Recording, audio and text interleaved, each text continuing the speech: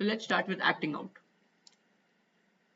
Now, this is something that we've always, not always, but like we've pretty much, all of us have used this in like conversations. Like, oh yeah, this person was acting out, or like someone had an emotional outburst, and we just said like, oh yeah, this person was acting out, something similar. And the idea is that acting out, what happens is patients try to, okay, I don't have the like very medical term for this, but basically people are acting out. And what they'll do is they'll act very different from what they classically act as, and they'll try to compensate for like some kind of stress. That is actually true for all of these ego defenses.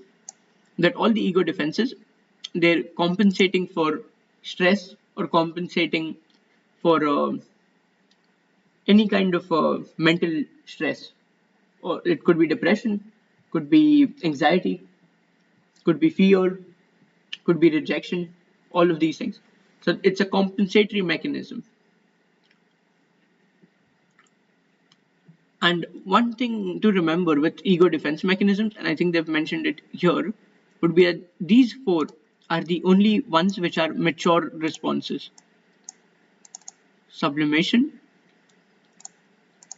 altruism, suppression, and humor. These are the only four ego defense mechanisms which are mature. Except for these, all the other ones, they're immature. So as we said, acting out, that's an immature response. Denial is an immature response. Displacement is an immature response. All of these. Now, out of these, I would tell you that these four here are the most important ones out of all the defense mechanisms. And then additionally, sometimes the like USMLE, they might also ask you about projection and regression. No, not regression, but repression. And then I'll also mark repression as well. Okay. So acting out, we already said that acting out is like person acting very different from what they normally act as. It will be like an emotional outburst for the patient. And we can read the example here that the patient skips therapy appointments after deep discomfort with dealing of his past. Now, this example is it's not the best. Uh, I would add that if the patient was going regularly and then he skips his meetings because of some kind of emotional disturbance, then that could be classified as acting out. Here they have not been very specific, but if he's acting regularly, then he's established a pattern, and if he's breaking that pattern, then he's acting out. That's the idea. Now, denial. Again, patient is in denial. Patient does not believe something that has been told to him. The example here is that we have a patient with cancer, and he plans a full-time work schedule despite being warned of significant fatigue during chemotherapy. Now, the reason why this example is good for denial is that because the patient knows, he's been told that patient will have a lot of fatigue when he's on chemotherapy, he's still trying to act normal. He's still trying to forget that this news was given to him, and he's planning a full schedule for himself. That's why he's in denial of the diagnosis. And usually you'll see denial with these major diagnoses. So you have a cancer diagnosis, maybe someone develops, I would say, oh yeah, cancer would be the best idea, but cancer diagnosis in themselves or in family, both of those things could be classified as denial. Now, displacement is actually a more weirder one, where in displacement, you'll always see that impulses are, you know, not impulses, but the feelings that the patient has, the feeling of anger, would be always relieved towards something inanimate. Or it could also be a person, but usually it's something inanimate. And the most common example that the USMLE will use is that people who are very upset with something, they'll try to hit walls, or they'll break like a TV or something, and that is displacement. With dissociation, again, guys, all of these, they're in the names. So with dissociation, the person is dissociating from the situation, and This could be two different ways. It could be depersonalization, where person just completely stops identifying with themselves, so a change in personality, or it could be derealization. That means the patient just thinks that, oh, this is not real, and he dissociates from the condition that he's currently, not condition, but the situation he's currently facing.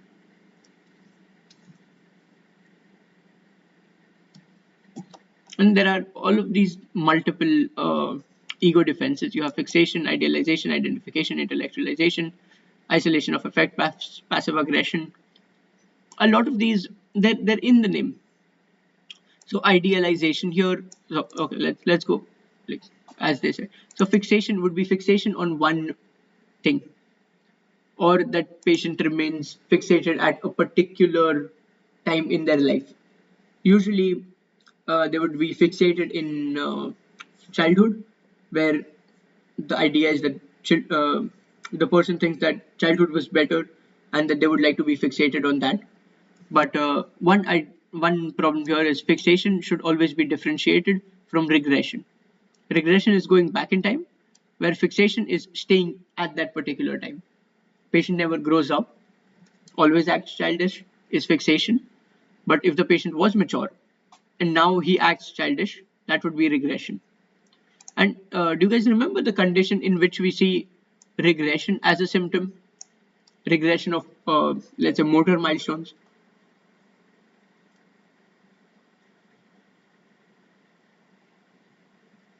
Alzheimer's? Alzheimer's, not really. I can tell you the demographic. These patients, usually it will be a girl who's around 2 to 3 years of age. Till now, she was able to speak in fluent. No, okay, yeah, I don't think 3-year-old children speak in fluent sentences, but she was able to string a sentence with like 3 or 4 words. But now she can only say one-word sentences or one-word answers. So she's regressed. That means she used to be able to speak, but now she's not able to speak. Additionally, let's say the patient was able to walk properly, but now she only crawls. Um yeah, so that kind of regression. Which condition do you think you'll see this in? Usually will be 2 to 3 year old girls. Autism? No, autism is, autism isn't really a developmental problem. Uh-huh. They might be socially awkward, but it's not a developmental problem. Okay. So this condition is Rett syndrome. Yes. So this is actually Rett syndrome. Now, Rett syndrome, we will learn Oh. about this later.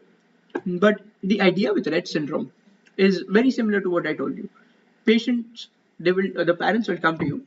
They'll tell you, oh, our daughter, she used to speak a lot fluently. She used to say like 3, 4 word sentences. She knew maybe 200, 300 words. But now she only knows 50 words. She doesn't speak to us the same way she used to speak before, but now she only gives one-word answers.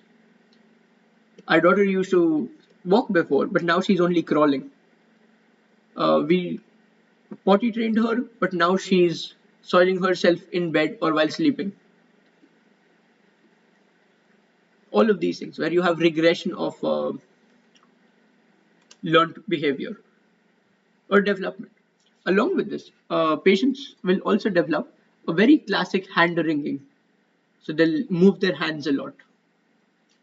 And important to know that this will only happen in girls who are around the age of 2 to 3, and it's an X-linked problem, because if this problem happens in boys, then it's incompatible with life, and they'll be born as stillborns, so they won't, so they'll be dead before they're born.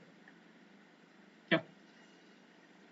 So you do need to differentiate between fixation, which is that the person did not grow up, and regression, in which patient did grow up, but now he reverts back or she reverts back to the time which they feel was the best for them.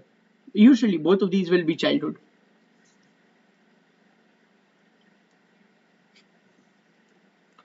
Yep.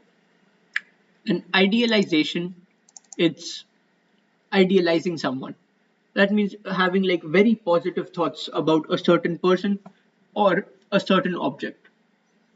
Both of those are likely ideas. Identification.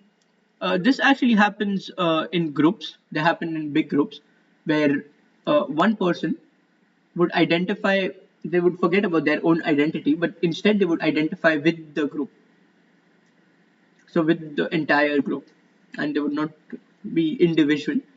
They'll be more of like a collective, something similar to that.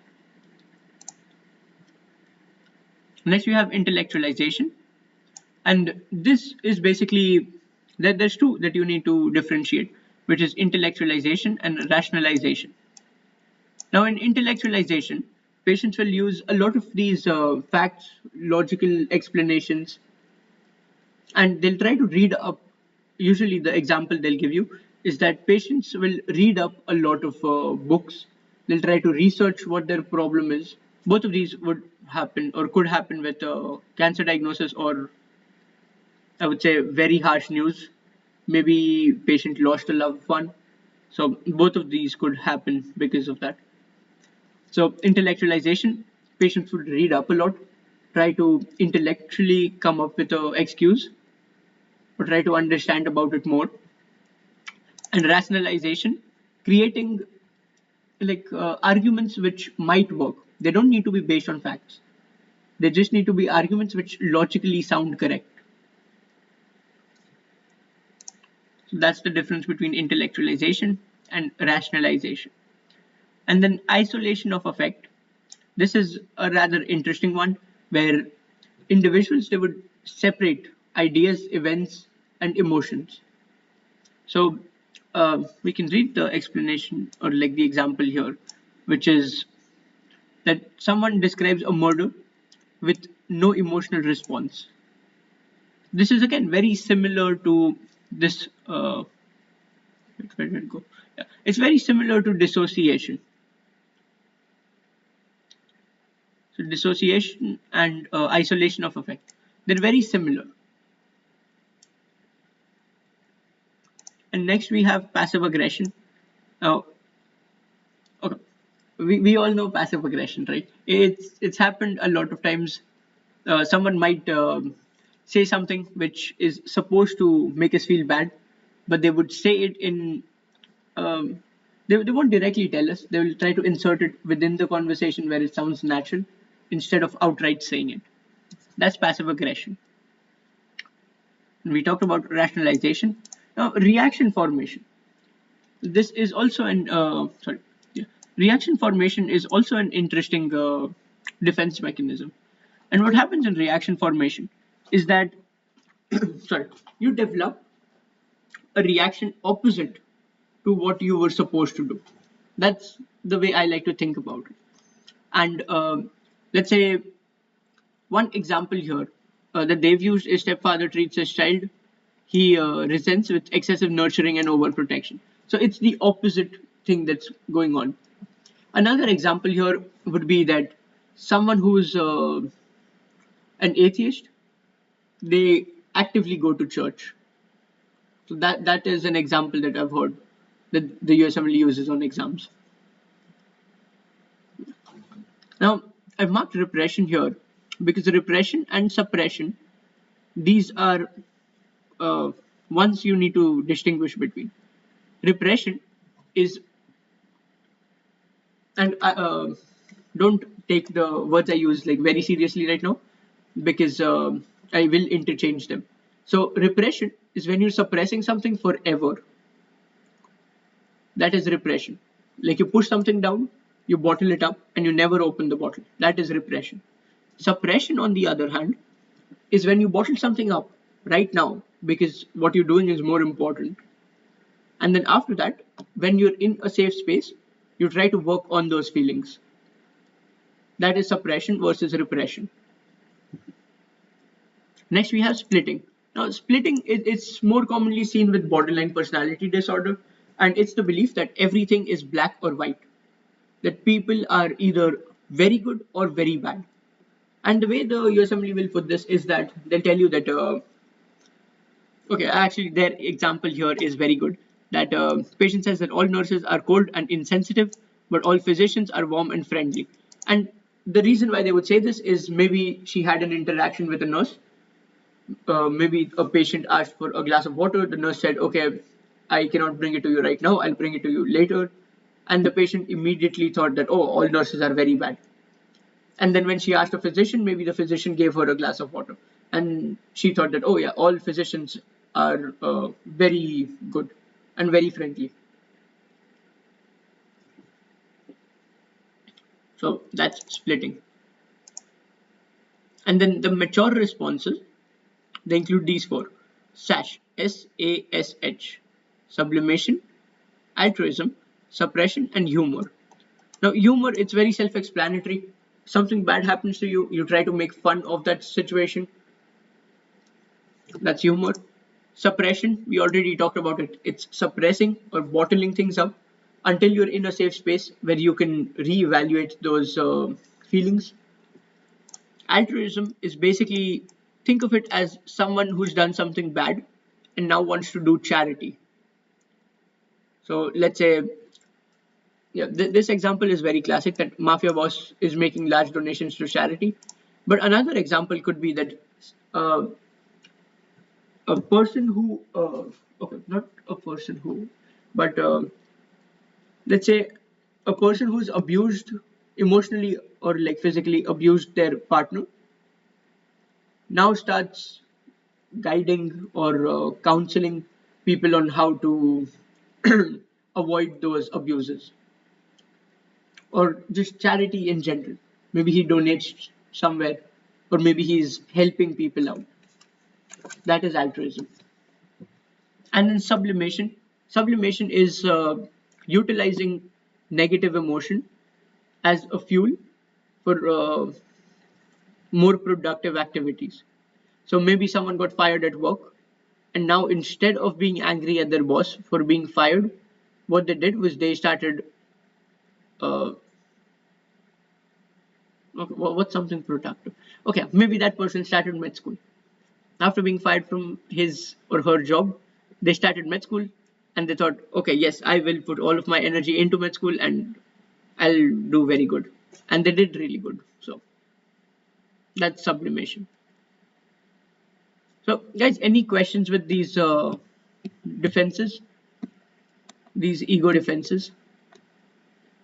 I know there's a lot of them, but I will try to like keep on questioning you with these responses so that we can develop an idea of which responses are seen when or in which specific conditions or situations. Yeah, that's a question. Um, Yeah. I always confuse. Still have difficulties differentiate reaction formation and sublimation. It just seems like the both of these are substituting something bad into something more acceptable. So reaction formation and sublimation. Yes. Yeah.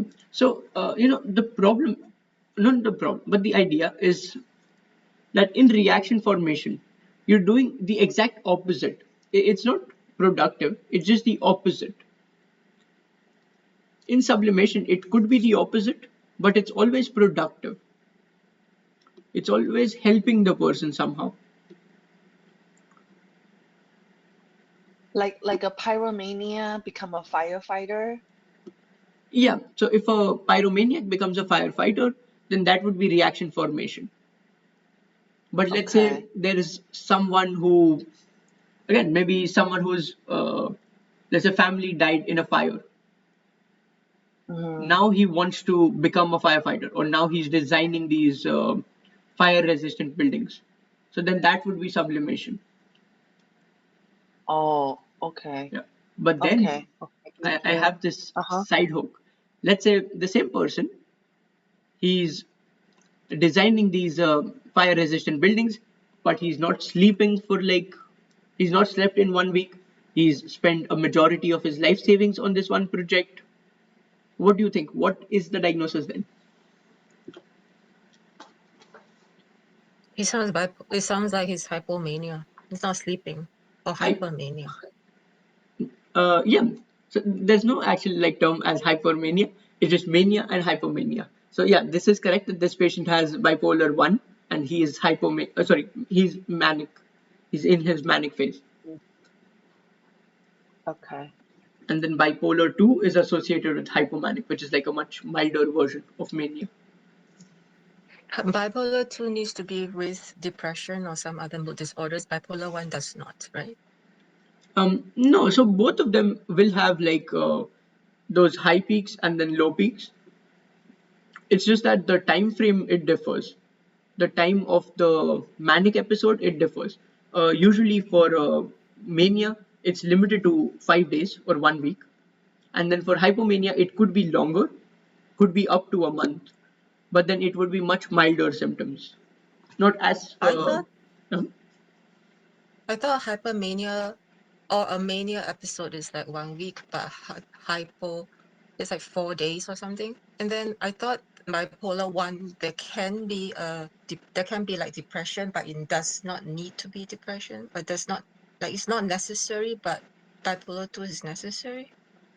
Oh no, it's not like necessary. The name itself, it's bipolar, so they have these peaks, and I can show you the image. There's actually three conditions which have those peaks. Oh yeah, see this one. So this is bipolar 1 when they have like the manic episodes. So this here would be the peak, and then this one here would be the depressive phase. So they have manic and depression, manic and depression. Now in bipolar 2, the manic episodes they're less severe, and then they're still followed by a depressive phase, and then they do not have the cyclothymia. Or cyclothymia is basically like a much longer form of bipolar, so it's still peaks, but then they're much more spread out over like 2 years or something.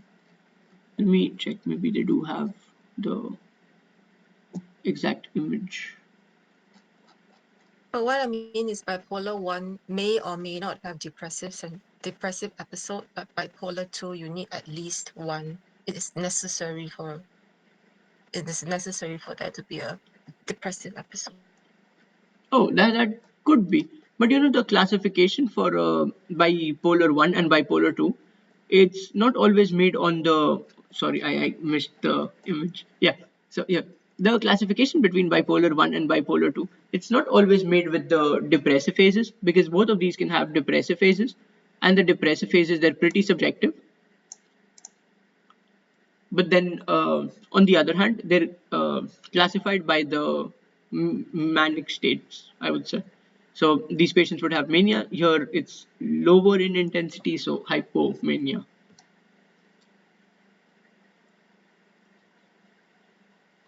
Oh yeah, see, it does possible during manic or depressive. Psychotic features may be possible.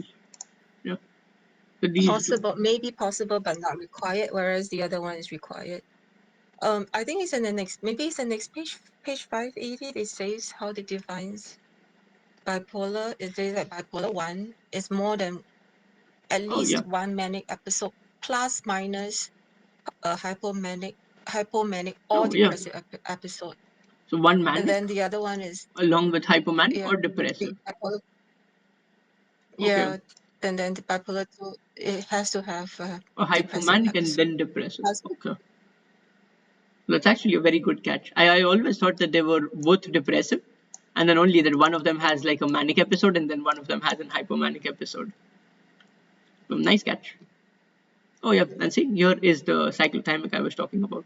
So it's just a much more milder form of bipolar, and that the difference is that they have like fluctuation between mild depression and then hypomania, and it should last 2 days. 2 years minimum.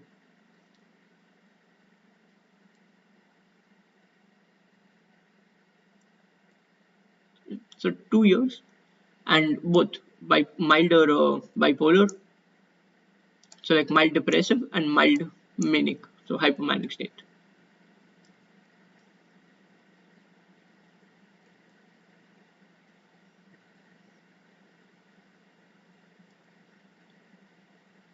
Okay, thank you. Thanks for pointing that out. I completely forgot about that. So I'll also write that down for myself.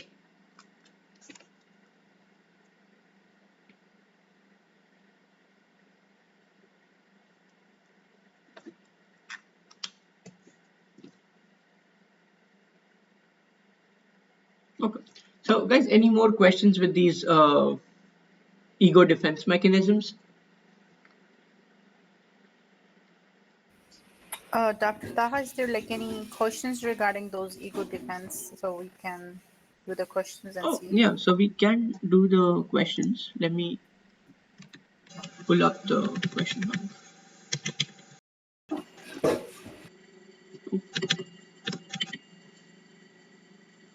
Oh, it doesn't.